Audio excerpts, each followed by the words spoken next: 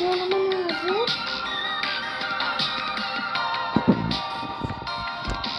Evet. Polis artık. Ne yazıyorsunuz? Yazık ki bir gün. Hiç kilo alamazsan.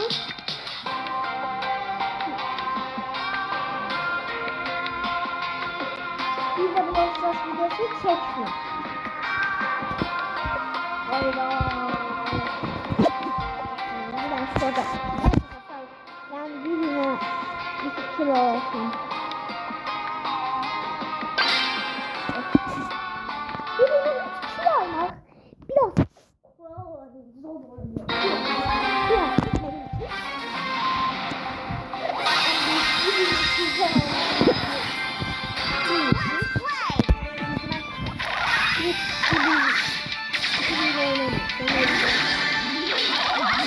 Bu bir anlatayım. 4 olsun hatta. 4 kilo almışlar. Ben de böyle kendim de pembe yapacak. Ben ülkem çok olabilir yaparsa.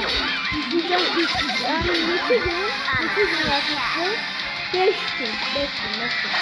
Yani 5 gün şey yapacakmışım. Yeter. Bak anne şükür aldım ben. Ya bundan çıktı. Ya bunu kim alacak? Gelin dur kızım. Aba. Daldan. Çok soğuk. Hayır. Hayır kanka. Hayır biraz sıkar.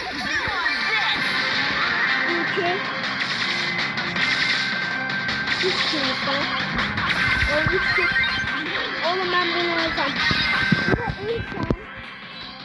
Arkadaşlar destekleyin. Netflix var. Destekleyin arkadaşlar. Ben de. Babol. Sabah. Hayır ya. Akıl Cappar. Akıl bakacak. Cappar mısın da? Evet. Gel. Bekliyorum. Hazırım. Oynaya hazır mısın? Oynaya hazırsın.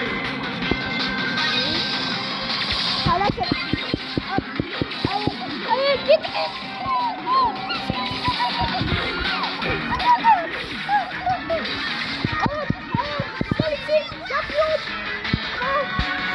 Hayır yapamadım arkadaşlar. Size için yapacağım bunu. Brosas videosunu dalgabilirsiniz arkadaşlar 5 gün. Gel bırak. Sen öldürme ya. Yoksa 5 gün.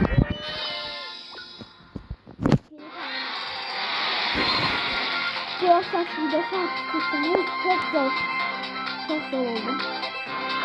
Evet, bakın bu kadar sabır göndermeyi